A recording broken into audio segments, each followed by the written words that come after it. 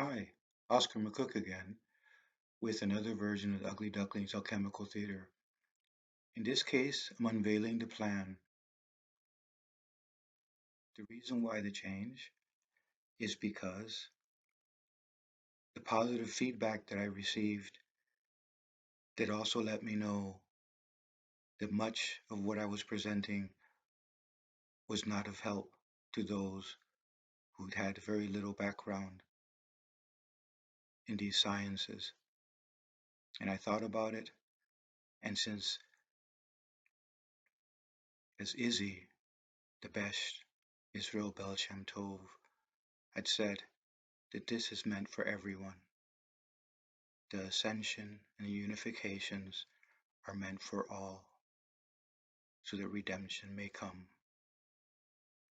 So I'm unveiling the plan, and the plan is love. Love is a labor of the heart. What I want to say is that I'm retaining the four parts of our being: divinity, spirit, psyche, and body, which I couldn't believe that I was not aware that they were all one. They're all a part of us.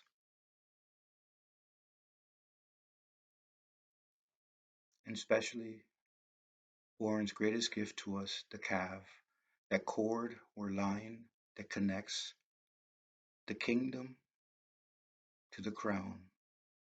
I am above and I am below. The cord or line can be in some ways compared to the umbilical cord that connects us to the source, to the mother, connects us at the place that as we grow older we have as a scar, our belly button. What's interesting about the umbilical cord is that it's depicted here in red and blue. The blood flows from the placenta to the fetus, and the oxygenated blood in this case is red, flowing through the veins, and deoxygenated blood flows back to the placenta through the arteries, which are depicted here as blue. Fascinatingly, there's a reversal upon birth. Not only are we disconnected physically from the umbilical cord, but the veins then carry deoxygenated blood, and the arteries, the oxygenated blood, a complete reversal.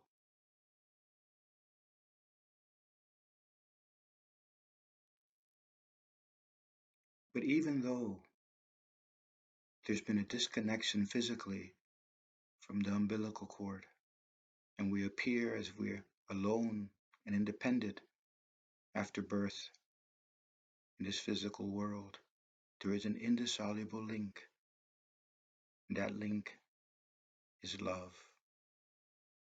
And that love is depicted here in this calf that unites us from the kingdom to the crown, from the crown to the kingdom. But as love, it is not only indissoluble, it's also invisible.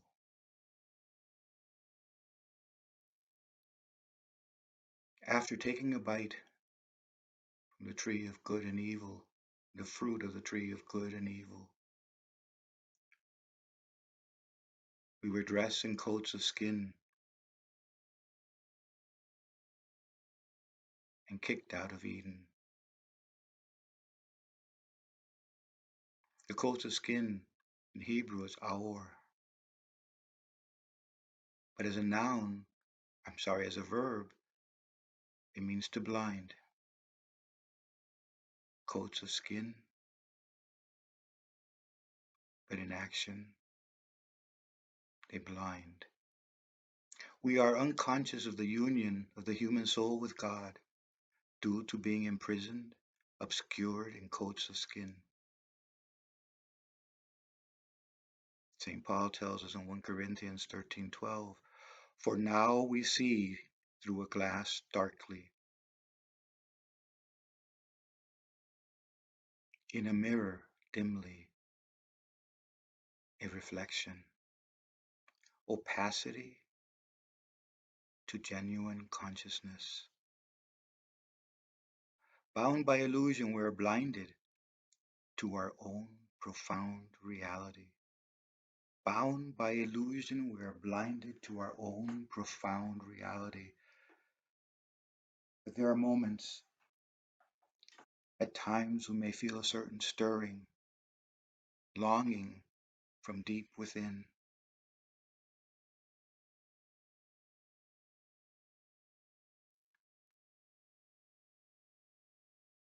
This is a quote from Wilmshurst, which I feel is very relevant for us to be aware of. He tells us the world is never left without witness to the ancient traditional science by following which man may recover that which is lost, the ruined empire of his own soul. At all times within humanity, there stands watchers, guardians, guides, initiates, faintly and unobtrusively steering the race towards its destiny of ultimate spiritual perfection.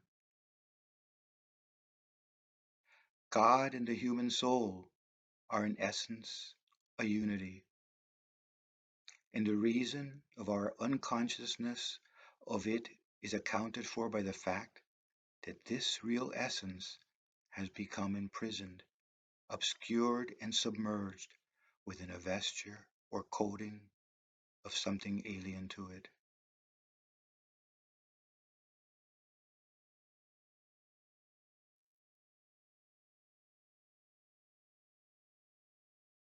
On the left side of this image here, we see the zodiac, a circle of animals. And I like this particular image because the visceral organs were exposed. The visceral organs are associated with the very necessary and important but sensual and most elementary form of consciousness. Visceral survival instincts, desire to eat, desire to stay alive, desire to reproduce, and desire to acquire, to have. The sensual, selfish desire is a first manifestation of consciousness. Our next line is a quote from Jonah about Nineveh, who cannot discern between their right hand and their left hand, and the countless animals. The animals represent the energies that organ, eyes, our inner landscape. When identified with those energies, we do not know the animals and cannot conquer them. We cannot name them.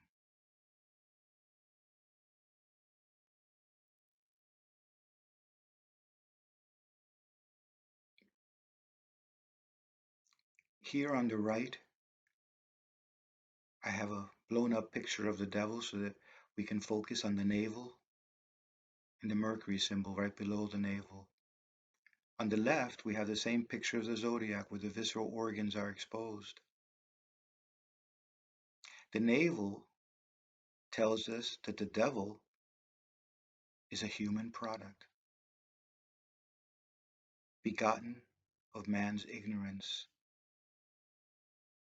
The Mercury below the navel suggests a product of poor observation and faulty reasoning.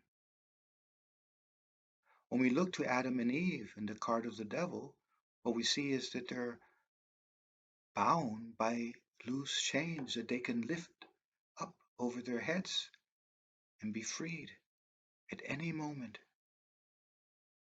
But they're caught in the spell of the sensuous. So we see them as bestialized with cloven feet or hoofs. with tails and even little horns growing. Note that the devil is literally the word lived in reverse. Faulty reasoning and poor observation. When we look to the image on the left again, circled in red, we see that these visceral organs are associated with Virgo. Virgo is an astrological sign that's associated with the hermit, the Yod. Fascinatingly, Virgo is also the house of bread, Bethlehem, Bethlehem, Bethlehem. Bethlehem, where the Christ is born of the Virgin, where the Christ is born of the Virgin. Alchemically, the Virgin's milk passes through the small intestine into the circulatory system. It is the living gold or living sulfur, the radiant energy in the Virgin's milk.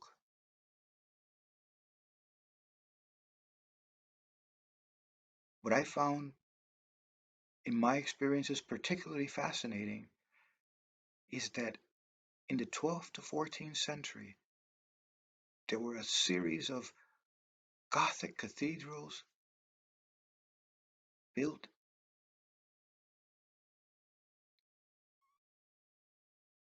in parts of France that I just cannot imagine. I just can't even imagine where the funds were for such a thing would come from, where the resources, where all the stone, where all the builders would come from. For in these 200 years, there were a huge number of cathedrals. These Gothic cathedrals are impressive. But what's even more impressive is what Louis Carpentier tells us is that they were reproduced, taken together, unearthed the constellation of the Virgin, of Virgo, as seen in the sky. There was literally on Earth a reproduction of the constellation of Virgo, and they were called Notre Dame, Our Lady. It blows my mind.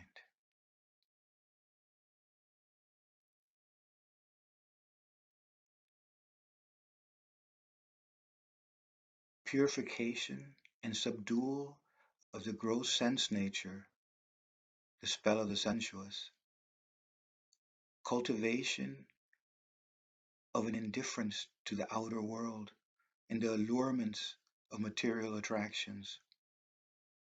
This is essential for the higher nature and spiritual will to gain control of our lower faculties, and it is absolutely a requirement if we are to ascend Jacob's ladder. This is a long, slow process involving both physical and psychic changes. The good news is that overcoming the caricature of the lovers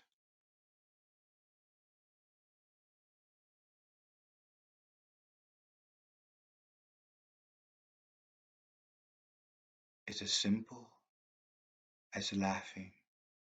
Laughing at the devil, laughing at absurdities, laughing at incongruities. Laughter purifies subconsciousness and dissolves mental complexes and conflicts.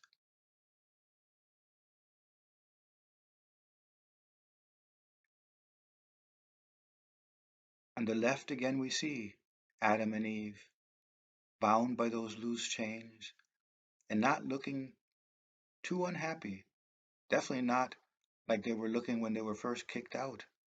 in that previous image, the proper relationship that should be established with the lovers, we see Adam looking to Eve and Eve being receptive to the angel. She can't see him. The clouds block her vision. But it's like that love that we feel, that though we may not see the invisible, we can feel it deep within. The 12 flames behind Adam represent his conquering, mastering the zodiac.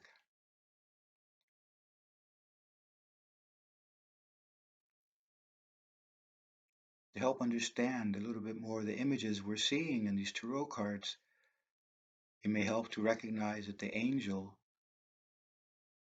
represents our superconsciousness, Adam, our self consciousness, and Eve, the mother of all living, our subconsciousness. In the Song of Songs, one can read, "You have dove's eyes behind your veil. You have dove's eyes behind your veil." Ginsburg, in the Hebrew letters, tells us, "When the eyes of the bride cling lovingly to the groom, the superconscious root of the soul shines into the consciousness of the soul in the experience of gazing at the splendor of the king and none else. The sublime pleasure inherent in gazing continuously ascends, drawing the soul closer and closer into the essence of God." Drawing the soul closer and closer into the essence of God.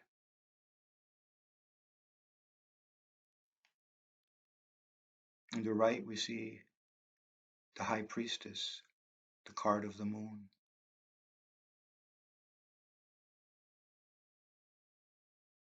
In Hebrew, she's called Gimel.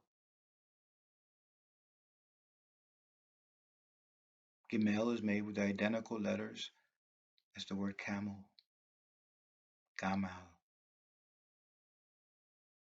In three of our evangelists, Matthew, Mark, and Luke, we hear references about what it takes, that it takes stripping down as if a camel going through the eye of a needle. There are some comical pictures of this on the internet. But what does it mean? That it would be easier for a camel to go through the eye of a needle than for someone attached,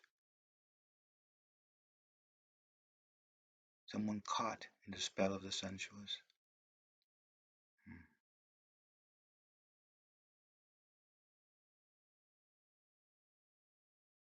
The moon represents memory,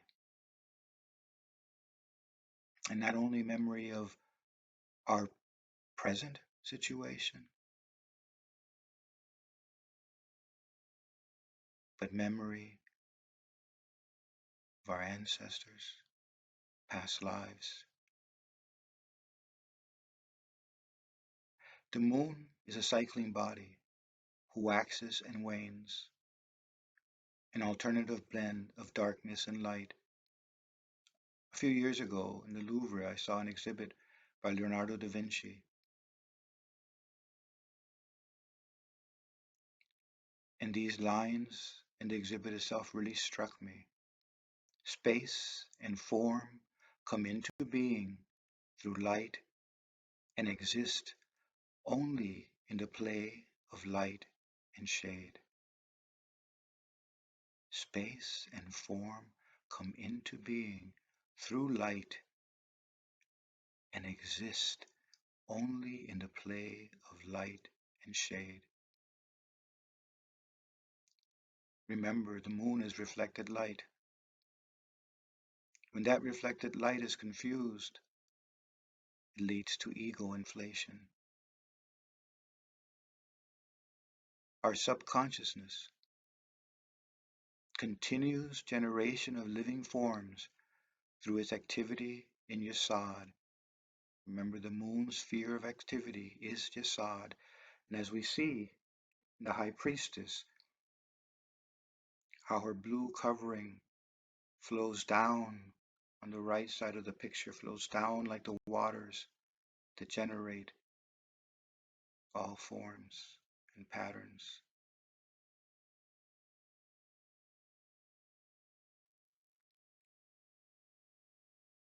Yasod can also be transposed to as Sod Yod. Sod Yod, the secret of Yod.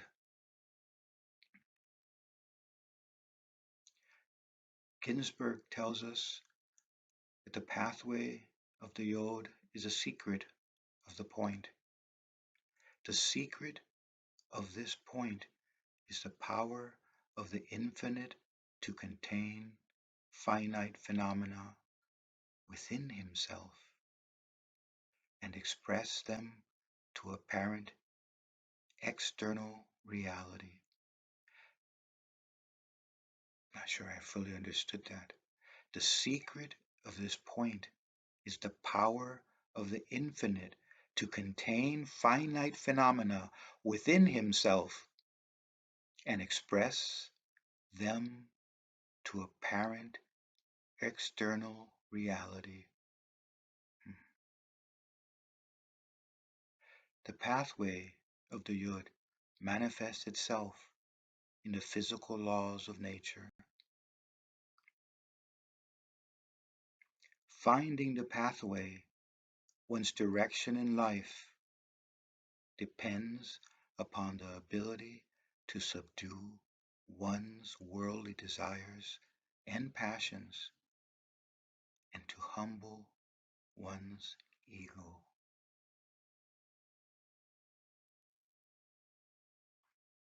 Here I want to switch gears a little bit and take a look at our wounded healer,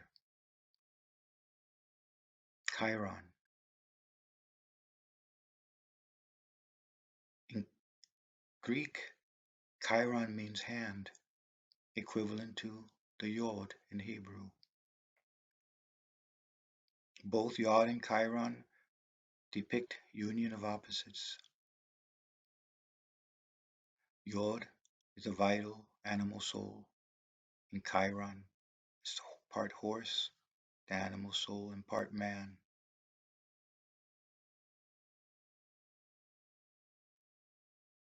Sired by Kronos during his sexual exploits, took the form of a horse trying to hide from his wife Rhea.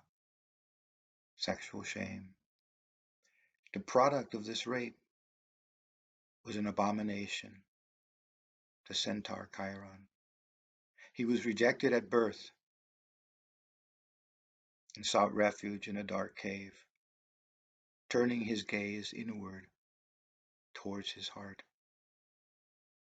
The powers of the soul are not permitted to be determined by external impulses, but respond instead to spiritual activity centered on the heart. There, in the darkness of the Great Mother's womb, he confronts the abject, rejected, monstrous parts veiled in the darkness of his being, only to discover that the abominable part of him is from the seed of his father, the god Saturn. This image of the Black Madonna is from Einsiedeln, Switzerland, and she represents the Great Mother's womb.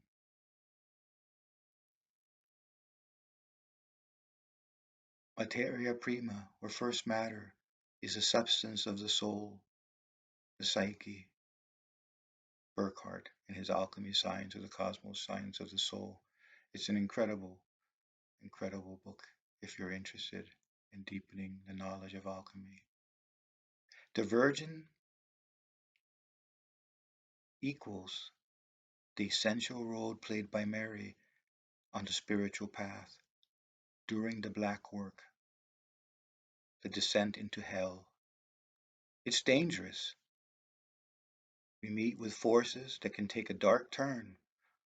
When Satan acts, there's a need for a guide on this route. Mary, the directress of all vital forces, leads us to a recreation modeled on the original creation, harmonious union of spirit and water, masculine and feminine, animus and anima, sulfur and mercury. The Black Virgin from Jean Haney. On the bottom left, we see from the south portal of Chartres Cathedral, in the upper part, prayer turning eyes upward.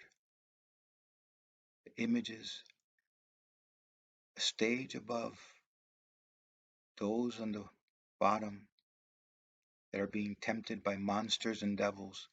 And if one takes a close look, it's abominous what they display.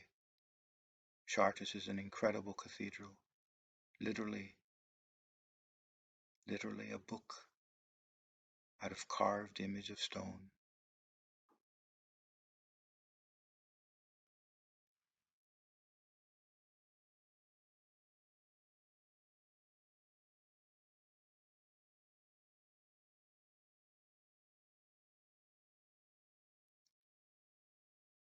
Here we're going back to creation. We have two tarot keys that represent the letter Sheen, 300, and Tav, value of 400. Sheen is the card of judgment, where we see the angel Gabriel with white wing and a purple covering, whose horn sticks beyond the clouds, and a boy, a new birth, being risen out of a grave.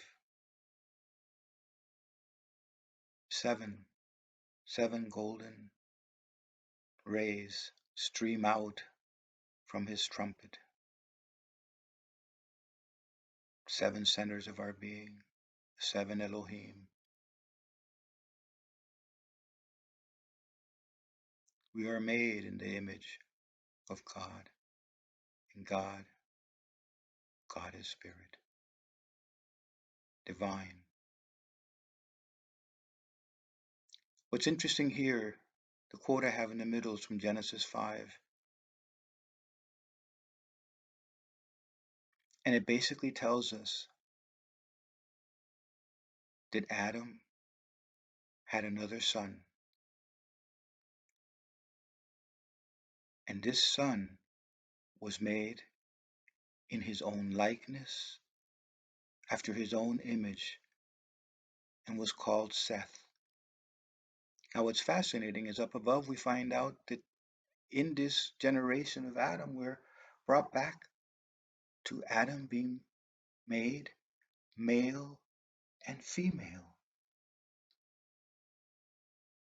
There's no mention of Eve. Seth is born in the original image of creation. God created man in the likeness of the Elohim.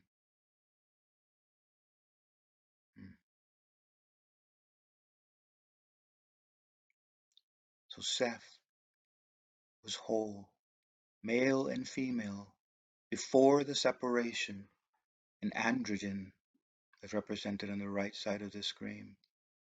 Fascinatingly, in Genesis 4:25, just before the Genesis 5,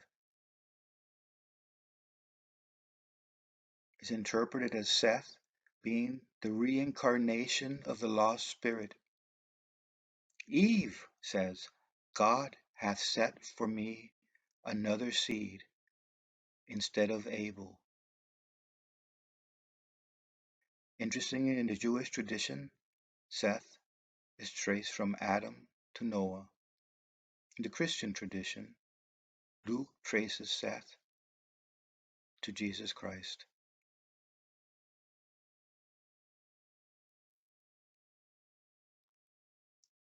What I found most fascinating is that Seth taught a technique of achievable, practical, ecstatic, visionary ascent with the guidance of an angelic escort or the Virgin Mary that releases the recipient from the somatic prison, stripping away the somatic and psychic thought, ignorance, and replacing it with radiant enlightenment. This is from Sethian Gnosticism and the Platonic Tradition by J.D. Turner. The Zohar tells us the 700 associated with the androgyne on the far right, or the addition of the two letters Shin and Tav. 700 is a complete number, symbolizing a profound mystery sod of male and female. Remember, Izzy, redemption depends on dissemination of the teachings, which will enable all the people to perform unifications in a sense of the soul, which will enable all the people to perform unifications and ascents of the soul. To finish, Paul's 1 Corinthians 13:12. But then, face to face, now I know in part, but then shall I know, even as also I am known. Then shall I know, even as also I am known. Unifications and ascensions integrate us with the dance of the natural forces and lead to our conscious penetration by spirit.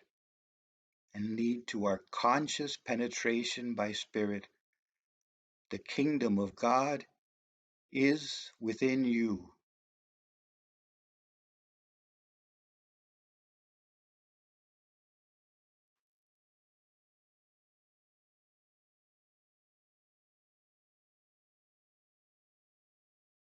O aspirant, more, far more than an earthen clod. It is Gimel, token of the intelligence that uniteth thee with the crown. It is Vav, the nail that joineth thee to the paternal wisdom. And it is truly Pe, the mouth of the Lord. For in Guf, our body, are the letters which united thee forever with the kingdom. Yet is all this not but words, without the key supplied by the understanding heart? Love is that key. This thy body, O child of earth and sky, is truly the heavenly vision of the goodness of the eternal. This thy body is the palace of the King. This thy body is the manifested world of God and man. This thy body is the seamless robe of Adonai. For I am thy Lord, and the Lord and his temple are one.